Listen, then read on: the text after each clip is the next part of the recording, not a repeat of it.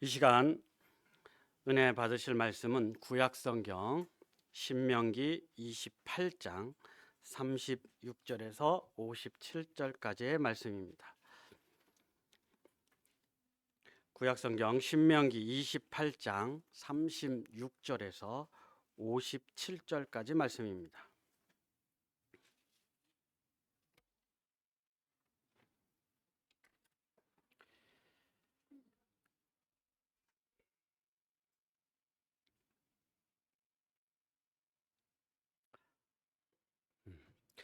다 자신지 알고 제가 봉독하겠습니다. 여호와께서 너와 내가 세울 내 임금을 너와 내 조상들이 알지 못하던 나라로 끌어가시리니 내가 거기서 목석으로 만든 다른 신들을 섬길 것이며 여호와께서 너를 끌어가시는 모든 민족 중에서 내가 놀람과 속담과 비방거리가 될 것이라. 내가 많은 종자를 들에 뿌릴지라도 메뚜기가 먹음으로 거둘 것이 적을 것이며 내가 포도원을 심고 가꿀지라도 벌레가 먹음으로 포도를 따지 못하고 포도주를 마시지 못할 것이며 내 모든 경내에 감람나무가 있을지라도 그 열매가 떨어짐으로 그 기름을 내 몸에 바르지 못할 것이며 내가 자녀를 낳을지라도 그들이 포로가 되므로 너와 함께 있지 못할 것이며 내 모든 나무와 토지 소사는 메뚜기가 먹을 것이며 너희 중에 우고하는 이방인은 점점 높아져 내 위에 뛰어나고 너는 점점 낮아질 것이며 그는 내게 꾸어질지라도 너는 그에게 꾸어주지 못하리니 그는 머리가 되고 너는 꼬리가 될 것이라. 내가 내 하나님 여호와의 말씀을 청종하지 아니하고 내가 내게 하신 그의 명령과 규례를 지키지 아니하므로 이 모든 저주가 내게 와서 너를 따르고 내게 이르러 마침내 너를 멸하리니 이 모든 저주가 너와 내 자손에게 영원히 있어 표징과 훈계가 되리라. 내가 모든 것이 풍족하여도 기쁨과 즐거운 마음으로 내 하나님 여호와를 섬기지 아니함으로 말미암아 내가 줄이고 목마르고 헐벗고 모든 것이 부족한 중에서 여호와께서 보내사 너를 치게 하실 적군을 섬기게 될 것이니 그가 철멍에를 내 목에 메어 마침내 너를 멸할 것이라. 곧 여호와께서 멀리 땅끝에서 한 민족을 독수리가 날아오는 것 같이 너를 치러 오게 하시리니 너는 내가 그 언어를 알지 못하는 민족이요 그 용모가 흉악한 민족이라. 노인을 보살피지 아니하며 유아를 불쌍히 여기지 아니하며 내 가족의 새끼와 내 토지의 소산을 먹어 마침내 너를 멸망시키며 또 곡식이나 포도주나 기름이나 소의 새끼나 양의 새끼를 너를 위하여 남기지 아니하고 마침내 너를 멸절시키리라. 그들이 전국에서 내 모든 성읍을 에워싸고 내가 의뢰하는 높고 견고한 성벽을 다 헐며 내 하나님 여호와께서 내게 주시는 땅의 모든 성읍에서 너를 에워싸리니 내가 적군에게 에워싸이고 맹렬한 공격을 받아 곤란을 당함으로 내 하나님 여호와께서 내게 주신 자녀 곧 내 몸의 소생의 살을 먹을 것이라. 너희 중에 온유하고 연약한 남자까지도 그의 형제와 그의 품의 아내와 그의 남은 자녀를 미운 눈으로 바라보며 자기가 먹은 그 자녀의 살을 그 중에 누구에든지 주지 아니하리니 이는 내 적군이 내 모든 성읍에 에워싸고 맹렬히 너를 쳐서 곤란하게 하므로 아무것도 그에게 남음이 없는 까닭일 것이며 또 너희 중에 온유하고 연약한 부녀 곧 온유하고 연약하여 자기 발바닥으로 땅을 밟아보지도 아니하던 자라도 자기 품의 남편과 자기 자녀를 미운 눈으로 바라보며 자기 다리 사이에서 나온 태와 자기가 낳은 어린 자식을 남몰래 먹으리니 이는 내 적군이 내 생명을 에워싸고 맹렬히 쳐서 곤란하게 하므로 아무것도 얻지 못함이니라. 아멘. 이 시간 하나님께 봉헌하는 시간 갖겠습니다. 감사해요.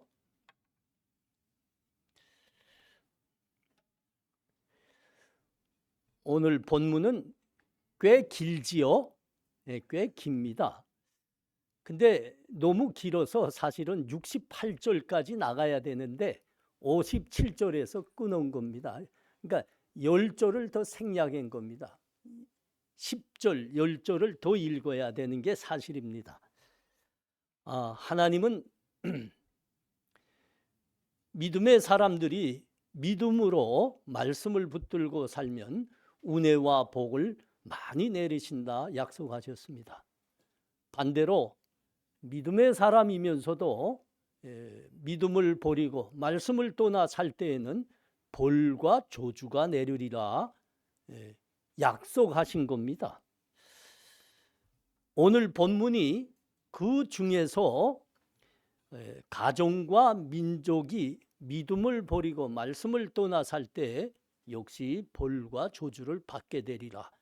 길게 말씀하고 계시는 겁니다. 길게.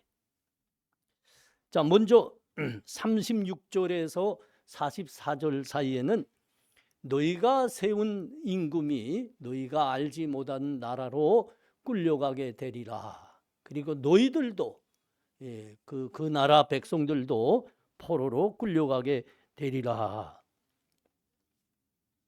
그 나라에서 놀림과 속담거리가 되리라. 그렇게 말씀합니다. 하나님의 믿음을 버리고 말씀을 떠나 살 때는 그런 벌과 저주를 받게 되리라. 여러분, 이거는 볼륨을 조금 더 올려주십시오. 이거는 참 수치입니다. 비참함입니다. 그 끌려가게 되는 백성들이 누구지요? 하나님의 구원받은 백성들입니다. 하나님의 백성으로 아들과 딸로 하나님의 은혜와 복 속에 살던 사람들인데 이방 나라로 포로로 끌려가서 그 나라에서 놀림과 속담거리가 되어서 살게 된다 그럽니다.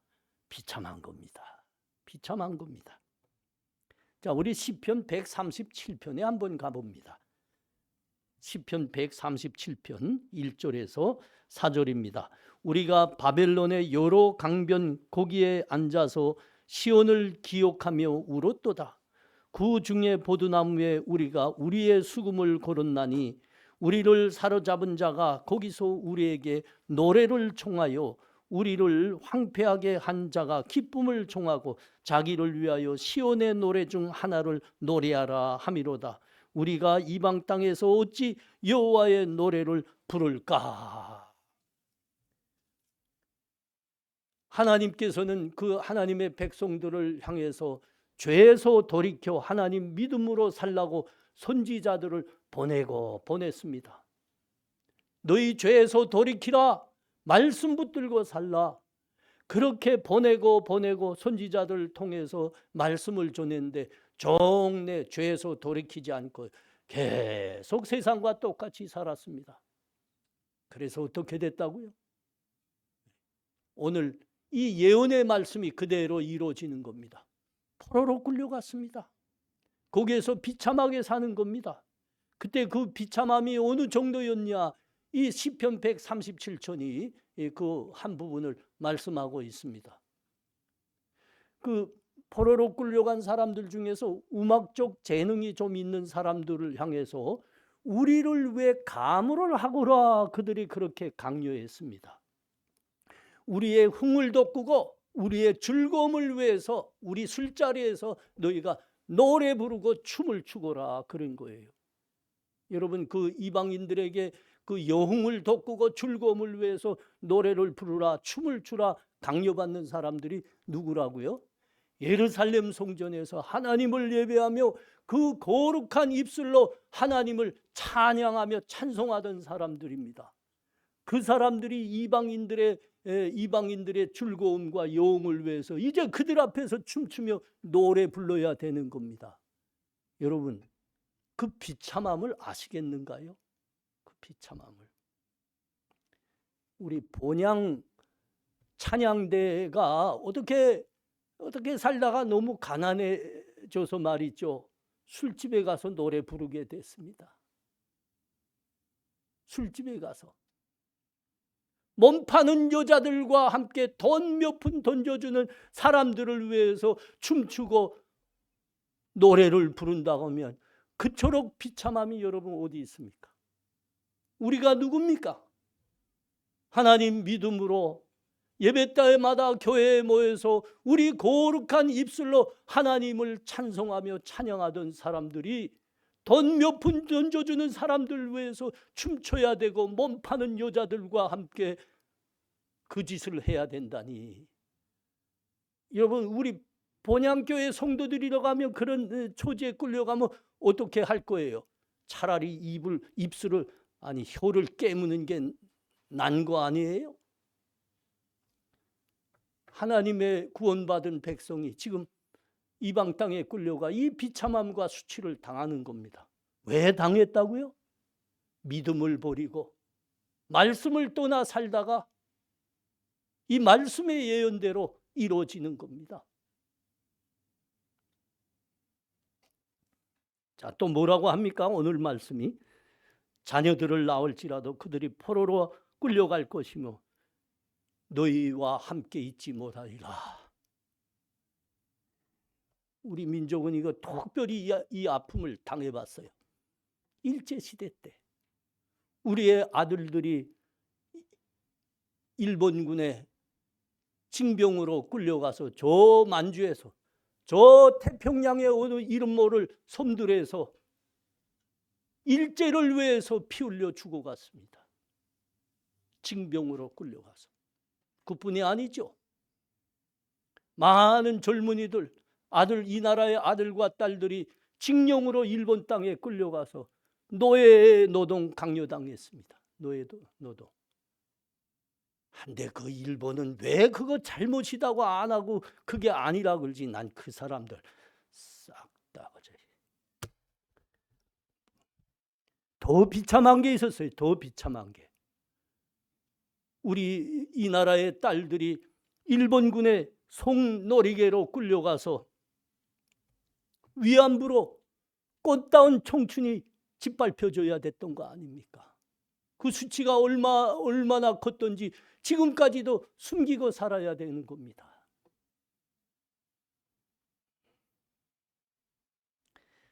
(43절) (44절에서는) 우리 중에 거하는 이방인들은 점점 우리보다 높아진다고 합니다.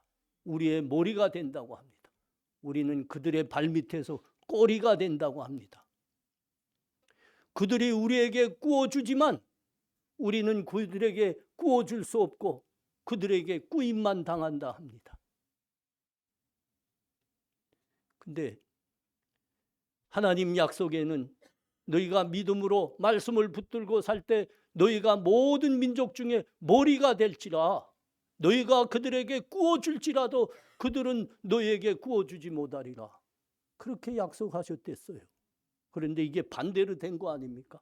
이방인들이 우리의 머리가 된다. 우리는 꼬리밖에 못 된다.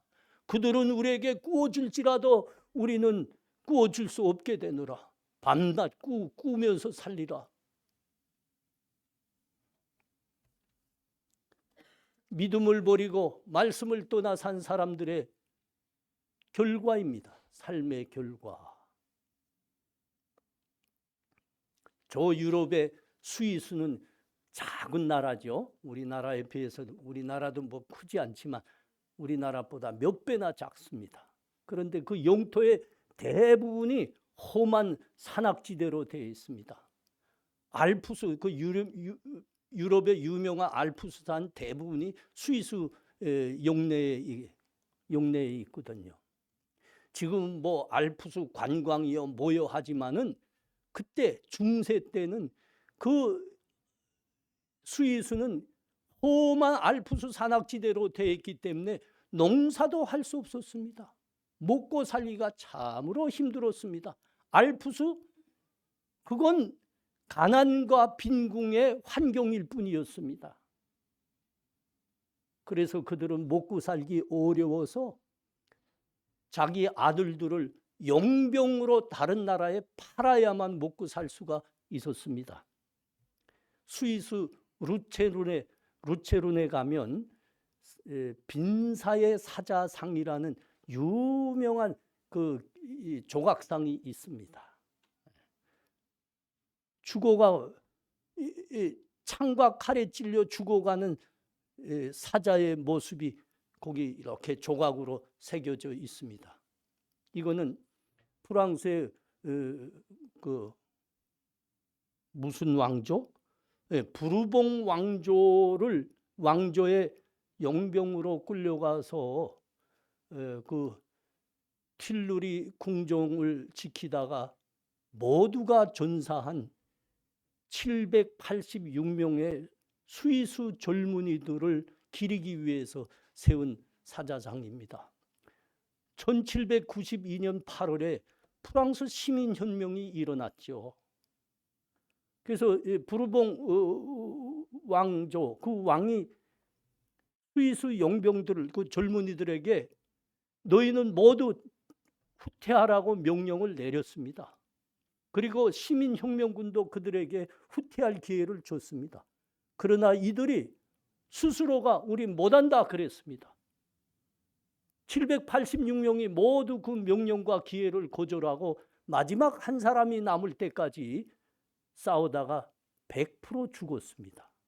그들이 그 퇴각하라는 왕의 명령도 거부하고 그 시민혁명군의 기회 준 것조차 거부하고 한 사람까지 남김없이 다 싸우다 전사한 이유는 한 가지입니다. 우리가 프랑스 왕조와 영봉 계약을 맺었는데 그 계약 기간이 아직 끝나지 않았습니다. 그 계약이 끝나지 않았는데 우리가 퇴각하면 우리의 신의가 떨어집니다. 그러면 우리 후대들이 먹고 살 기회를 잃는 겁니다. 그래서 그 신의를 지켜서 그 후대들에게 먹고 살 기회를 주기 위해서 마지막 한 사람까지 용감히 싸우다 죽은 겁니다.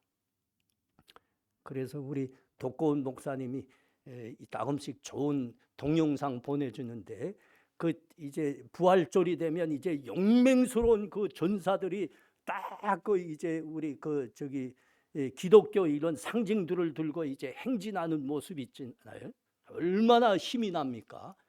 그게 아마 이 스위스 군의대의 행진일 겁니다. 분명히 그렇습니다. 스위스 젊은이들이 이렇게 용감하다는 걸 알고 지금까지도 바티칸 군의병은 스위스 젊은이들만 받아들이고 있습니다. 알고 보면 비참한 거죠. 알고 보면 비참한. 먹고 살기 위해서 가난한 나라가 먹고 살기 위해서 자기 아들들 용병으로 팔아서 그 피값으로 먹고 살아야 됐다는 사실이 역사인 겁니다. 그렇게 가난하고 그렇게 작은 나라, 지금은 그 스위스가 세계 최선진국이 되고 최부유한 나라가 됐습니다. 그 역사는 오직 성경대로 예배를 드리고 성경대로 살아가기를 원했던 요한 칼빈으로부터 시작했습니다. 종교개혁자 아닙니까? 목사님 아닙니까? 저 그 스위스의 제네바에서 말씀을 전하며 목회했습니다. 그가 말씀을 전하며 목회를 시작하자 그 제네바에 욱실욱실하던 그 창녀의 소굴과 술집들이 창녀의 소굴 보고 뭐라 할지 우리 588 같은 거 보고 기생집 뭐 하여튼 그게 우글우글했어요. 제네바에 싹 하나도 없이 사라졌습니다. 이 모습이 스위스 전역에 퍼져나간 거예요. 그때부터 스위스가 달라지기 시작했습니다. 그 산악만 있던 가난한 나라가 부유해지기 시작했습니다. 작지만 강한 나라가 됐어요. 여러분 다 아실 거예요. 2차 대전 때 스위스는 독일의 옆에 있습니다. 히틀러가 수많은 유럽을 거의 다 점령했죠. 그러나 정작 자기 옆에 있는 작은 나라 스위스는 들어가지 못했습니다. 다 이 믿음의 역사가 있는 거예요. 믿음의 역사가. 저는 냉면을 좋아하는 사람입니다. 그래서 지금 서울에서 냉면, 저 이북냉면을 제일 잘하는 냉면집에 하나가 이렇게 광고하면 안 되는데 하여튼 저 장충에 있어요. 장충동에 있어요. 서울 저 중심에 들어가. 그래서 이따금씩 그 냉면 먹으려 거기 가거든요. 실향민들이 하는 냉면인데, 그러니까 그 냉면집 이름까지는 밝히지 말아야 돼. 하여튼 장충동에 가면 있어요. 가면 꼭 봅니다. 거기 가면 꼭 봅니다. 장충체육관. 장충체육관이 여러분 뭡니까? 우리 박용육 집사님 나온 대학 그 옆에 장충체육관이 있죠. 필리핀이 후원해 세운 체육관입니다. 필리핀이. 아니 필리핀이 어떻게 우리나라를 후원해서 지원해서 체육관까지 세워준단 말인가. 그때는 우리나라가 가난하기로 세계로 두 번째였습니다. 세계로 두 번째로 가난했다. 그래서 필리핀이 지원하지 않으면 안 되었습니다. 그런데 여러분, 그 필리핀 사람들이 우리나라에 요새는 들어와서 외국인 근로자로 삽니다. 아니 어떻게 우리나라가 이렇게 부여해지고 선진국으로까지 간 겁니까?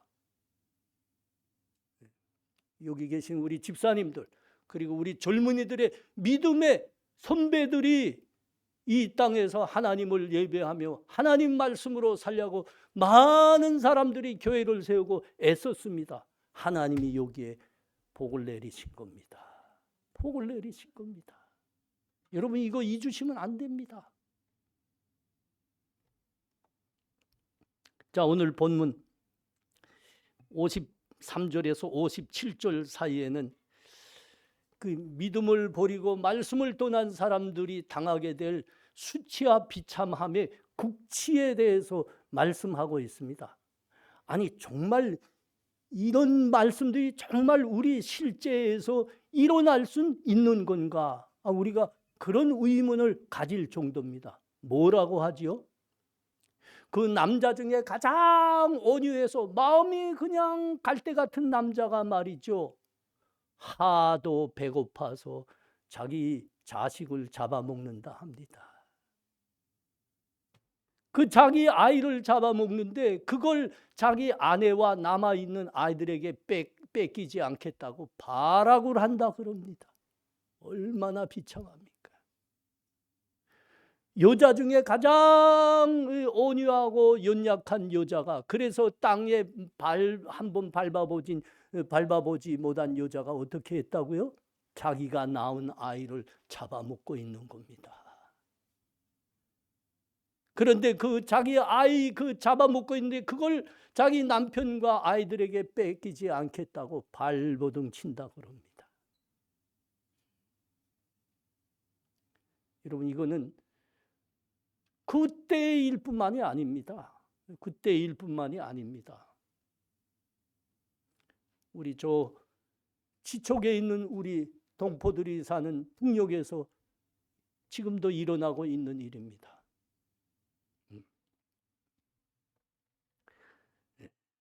처음 이 소식이, 북한 사람들이 인육까지 먹는다는 소식이 전해졌을 때 우리 남한의 많은 사람들이 믿지 않았죠. 우리와 같은 민족인데 어떻게 미개한 민족처럼, 원시 민족들처럼 이 인육을 먹을 수 있을까? 근데 사실이었죠. 여기 많은 젊은이들이 직접 본 사실입니다. 한 여자가 사람을 그렇게 인육을 먹었다 하는 사실 때문에 체포돼 왔습니다. 신문을 봤습니다.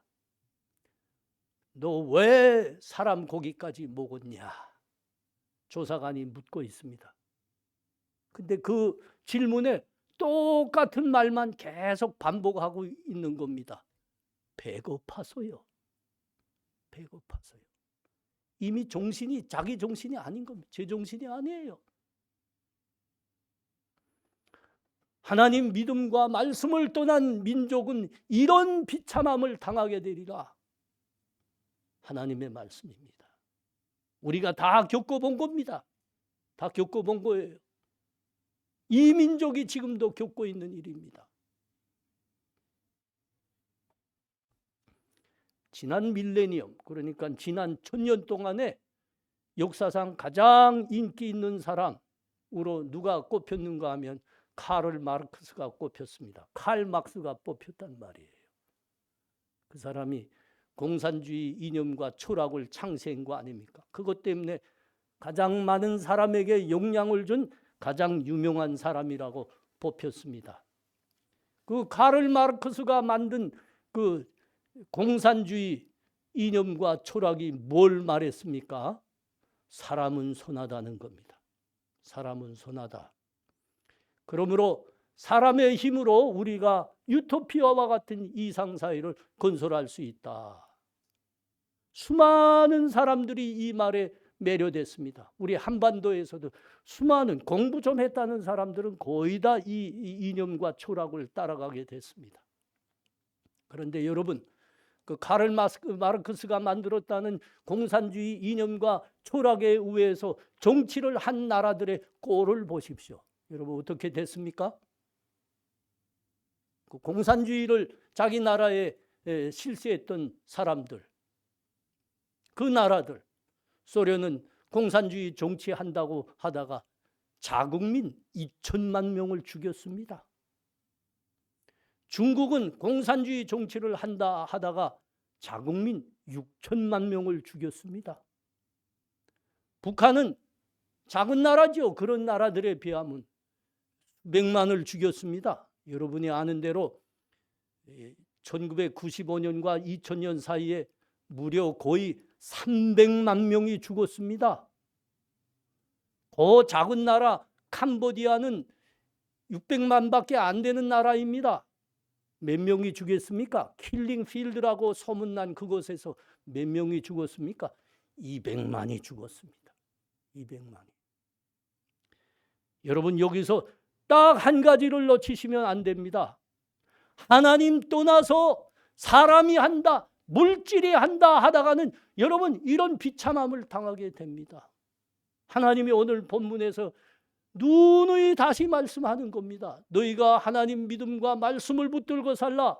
그러지 않고 믿음을 떠나고 말씀을 떠나 살 때에는 이런 비참함을 당하게 되리라.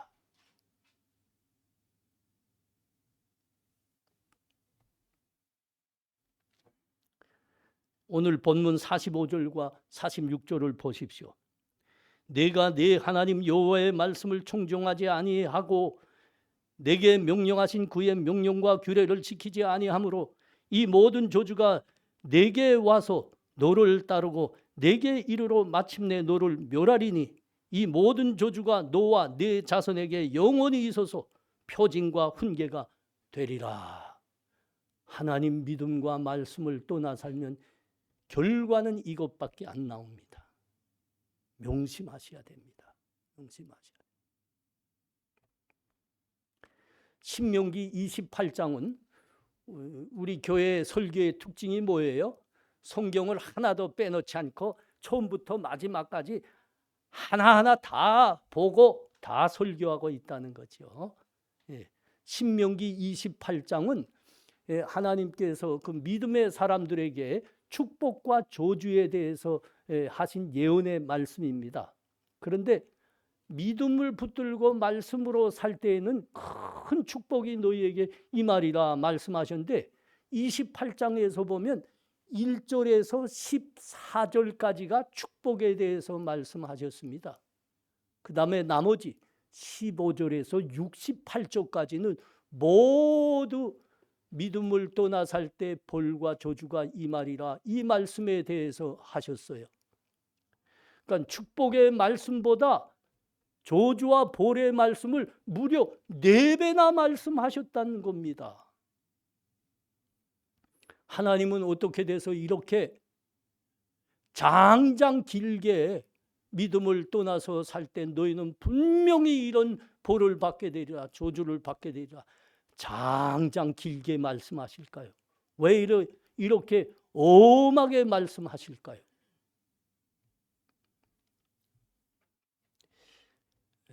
요나서 가보면 왜 이렇게 길게 말씀하시는지 우리가 좀 알 수 있습니다. 요나 선지자 다 알지요, 여러분? 요나. 우리 현숙 자매님, 요나가 누굽니까? 요나가 아는 거기 지명만 2개만 대보십시오 하면 아는 걸로 보겠습니다. 요나 나올 때 지명 2개만 다자 들어가는 거하고 니자 들어가는 거. 다시스로 도망가다가 니느웨로 종래 갔다. 이렇게 하면 벌써 요나서는 벌써 통달하는 겁니다. 요나는 저 니느웨 성에 가서 하나님의 심판의 말씀을 전하라는 사명을 하나님으로부터 받았습니다. 그런데 요나는 싫었습니다. 그게 싫었어요. 그래서 다시스로 도망가다가 혼살났죠. 하나님한테. 아주 혼살났죠. 요나는 니느웨를 원수처럼 여겼습니다. 그래서 아주 미워했죠. 그런데 이 선지자니까 분명히 압니다. 하나님의 이 심판의 말씀을 전하면 저 사람들은 회개하고 하나님으로부터 회생의 은혜를 받게 된다. 요나에게는 요게 싫었습니다. 니느웨는 나에게 원수다. 내가 제일 미워하는 놈들이다. 그런 놈들이 회생하는 꼴은 내가 못 보아준다. 그래서 저 다시스로 도망하다가 하나님께서 그 바다에 풍랑을 일으키시고 큰 물고기에 잡혀 먹히게까지 하셨죠. 하나님의 강권하심이었습니다. 그래서 할 수 없이 하나님 강권하심에 이끌려서 니느웨에 가서 그 말씀을 전했습니다. 아니나 다를까 니느웨 사람들이 모두 베옷을 입고 제에 앉아서 회개했습니다. 하나님 용서하십시오. 우리 죄를 회개합니다. 그러니까 하나님께서 그 왼수의 나라에 회생의 은혜를 베푸셨습니다. 이거를 산에 올라가서 요나가 보고 있는데 마음이 뒤틀리고 꼴려서 꼴보기가 싫은 겁니다. 아이고 난 죽고 싶습니다. 그때 차라리 나 죽고 싶습니다 하는 요나에게 하나님이 하신 말씀이 뭐예요? 네가 수고도 아니하였고 재배도 아니하였고 하룻밤에 났다가 하룻밤에 말라버린 이 박농크를 아꼈거든. 하물며 이 큰 성읍 니느웨에는 좌우를 분별하지 못하는 자가 12만여 명이요 가축도 많이 있나니 내가 어찌 아끼지 아니하겠느냐. 여러분이 이게 하나님의 마음입니다. 우리 믿음의 사람들이 믿음으로 살면 민족이 변합니다.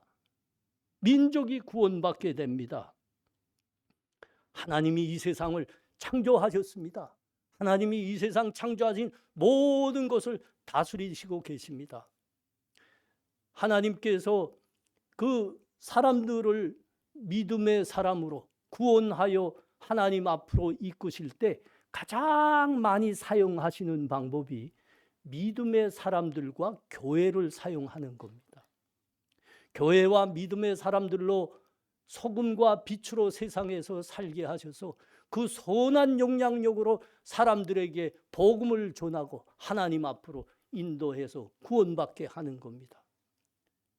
그래서 우리 주님께서 저 마태복음 16장에서 그 베드로가 믿음을 고백했을 때 내가 내 믿음 외에 교회를 세우리라 하면서 하신 말씀이 뭐예요?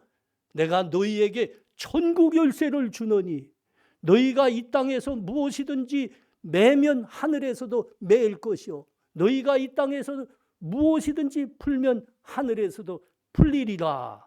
이게 그 말씀입니다. 하나님께서 택하신 백성들을 구원하셔서 하나님 앞으로 부르실 때 교회와 믿음의 사람들을 천국의 열쇠로 사용하신다는 겁니다. 여러분 우리가 믿음으로 살아야 돼. 믿음으로 살라고 말씀을 붙들고 살라고 하나님께서 그토록 애절하고 안타깝게 외치는 게 그 이유 때문입니다.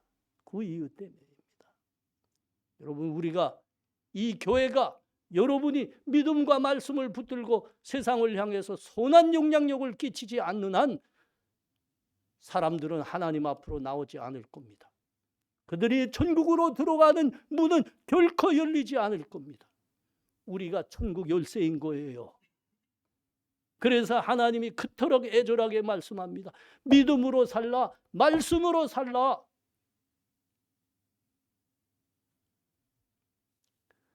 수련자매님, 믿음으로 살려야 되지 않겠어요? 네, 할렐루야, 할렐루야. 여러분 한 사람 한 사람이 믿음으로 산다는 것은 너무 귀한 겁니다. 이스라엘 역사에 엘리가 제사장 때입니다. 그 수많은 사람들이 하나님을 경시하며 하나님 말씀 버리고 살았습니다. 종래 어떻게 됐다고요? 하나님의 언약궤에 마저 블레셋 사람들에게 빼앗겼다는 겁니다. 왜 그렇게 된 겁니까? 제사장인 이 엘리 자체가 하나님을 경시하는 사람이기 때문입니다. 그의 아들들도 제사장 아닙니까? 그의 아들들이 하나님을 경시하다 못해 음란하게 살았다고 합니다. 백성들이 그렇게 우상을 섬기며 음란하게 살 수밖에 없었던 겁니다. 사울이 왕 때도 같은 일이 일어났죠. 가는 곳마다 블레셋에게 패하고 이스라엘이 참 환난 속에 살았습니다. 종래는 왕인 사울마저도 전투에 나가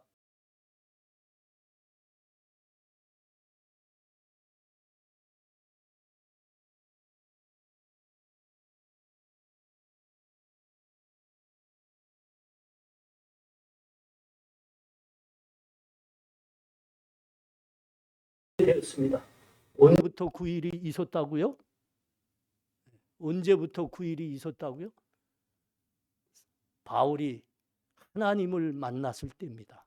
예수 그리스도를 만났을 때부터입니다.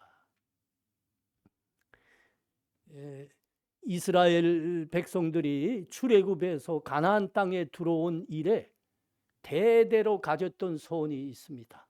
대대로 가졌던 하나님이 약속했던 이 넓은 땅을 다 우리가 믿음으로 점령해서 하나님 은혜 가운데 살자. 근데 이게 이루어지지 않고 있었습니다. 어느 때 이루어졌습니까? 하나님을 그토록 사랑했던 다윗이 왕으로 살 때 통일 왕국이 이루어진 겁니다. 잊으시면 안 됩니다. 한 사람이 믿음으로 산다는 건 이렇게 귀한 겁니다. 지난 세기 정치와 외교에서 최고의 대가로 뽑힌 사람이 있습니다. 저 미국의 닉슨 정권과 포드 정권 때 국무장관으로 있었던 헨리 키신저입니다. 헨리 키신저. 이 사람 때문에 베트남전이 종식되게 되었고요. 저 소련이 대탕투가 이루어졌고요. 중국의 개혁 개방이 이루어졌습니다. 이 사람 때문입니다. 이 사람이 생을 다 살고 마지막에 유명한 책 한 권을 남겼습니다. 리더십이라는 책입니다. 여러분도 한번 보시면 좋습니다. 리더십 좀 두껍긴 하지만 보십시오. 20세기와 21세기에 자기 나라와 세계에 가장 큰 영향력을 행사한 6명의 리더들을 뽑아서 그들의 삶과 활동을 종합하고 분석하고 종합한 책입니다. 예를 들면 3명의 지도자가 특별히 꼽히는데 2차 대전 후 아데나워 독일 총리, 그리고 프랑스의 두골 대통령, 그리고 영국의 대처 총리입니다. 이 사람들의 삶에 대해서 다 분석해보고 마지막 결론으로 이런 결론을 남겼습니다. 내가 그대로 읽겠습니다. 세계적인 리더들의 공통점이 있다. 그것은 그들 대부분이 독실한 신앙의 가정에서 자라났다는 것이고 그들 자신이 독실한 신앙인들이라는 것이다. 이게 헨리 키신저가 내린 결론입니다. 한 사람이 믿음과 말씀으로 살면 그 가정이 구원받고 변합니다. 한 사람의 목사가 믿음으로 경건하게 살면 그 교회가 경건해지고 믿음으로 붙들리게 됩니다. 많은 사람들이 하나님의 복을 받게 됩니다. 한 사람의 리더가 믿음으로 말씀을 붙들고 살면 그 나라 민족이 복을 받습니다. 그 세상이 밝아집니다.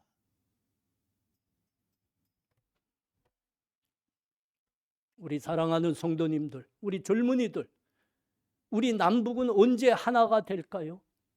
북녘에서 우리 사랑하는 동포들이 굶어 죽어가고 있는데 언제면 남북이 한 복음의 민족이 돼서 우리 저 북녘의 동포들이 구원받을 수 있을까요? 1994년입니다.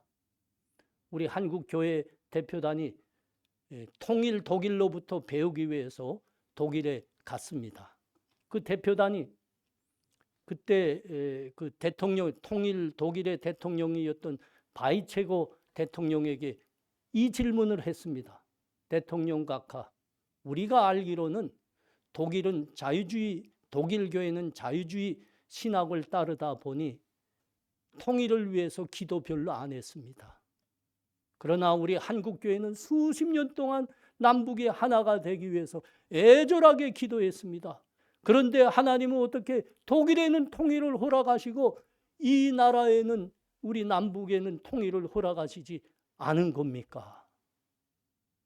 여러분, 왜 하나님이 통일을 이 나라에 허락하지 않으셨을까요?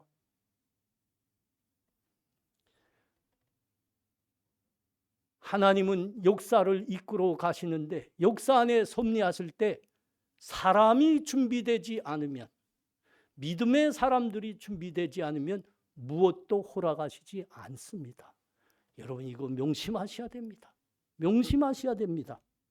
특별히 교회와 믿음의 사람들이 준비되지 않으면 아무것도 허락하시지 않습니다. 우리 기도가 간절하여, 너무나 간절하여 하나님께서 그래, 아유, 너희 기도가 너무 애절해서 할 수가 없구나. 통일을 허락한다. 그래서 남북이 하나 됐다고 합시다. 그러면 우리가 북녘에 들어가서 뭘 할까요? 여러분이 대답 좀 해봐요. 뭘 할까요? 여러분, 우리 남한교회의 수준은 자기 가진 거 하나 지켜내자고 저 광화문에 가서 깃발 휘들고 있는 사람들입니다. 세상 사람들은 다 고사하고 우리 믿음의 사람들 대답해 보자고. 이런 믿음의 수준이 이런 수준밖에 안 되는데 하나님께서 북한을 여시면 북한에 가서 뭐 할 것 같습니까? 부동산 투기하고 값싼 노동력 가지고 제 주머니나 채우는 일밖에 북한 동포들을 위해서 할 일이 뭐겠습니까? 정신들 좀 차립시다. 정신들 차려요.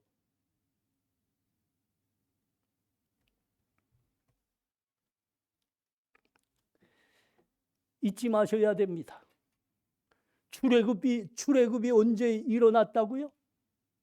출애굽이 모세가 40년의 광야 생활에서 연단한 후에, 잊으시면 안 됩니다.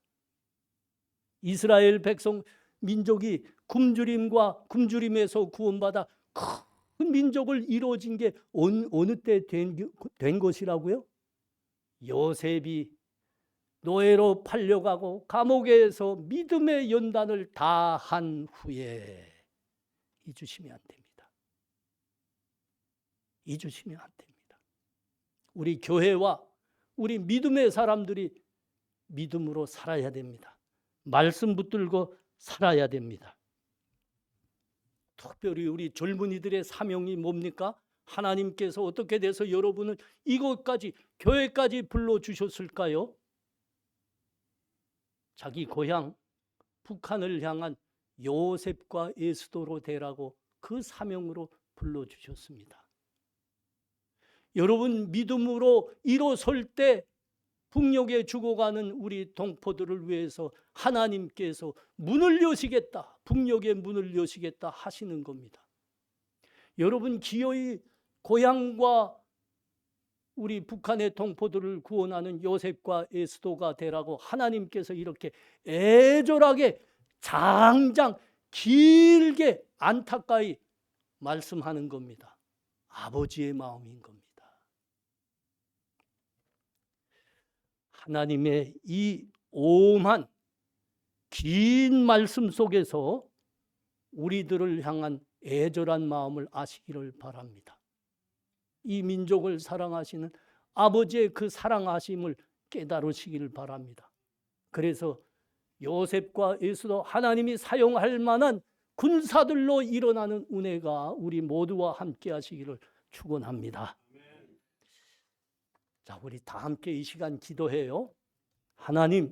하나님께서 분명히 성경에 기록하여 말씀하십니다. 믿음과 말씀을 붙들고 믿음으로 살 때는 하나님 아들과 딸의 은혜와 복을 풍성히 내리리라. 그러나 우리가 믿음을 떠나고 말씀을 떠나 살 때에는 하나님께서 채찍을 두시리라. 종래는 우리 믿음의 사람으로 이 나라를 위한, 민족을 위한 기둥들로 자라라고 하나님 채찍까지 두신다 하셨으니 하나님의 이 사랑의 열심을 알아 우리 믿음으로 일어나게 하옵소서. 성령 하나님 우리 도와주옵소서. 그렇게 다 함께 기도합니다.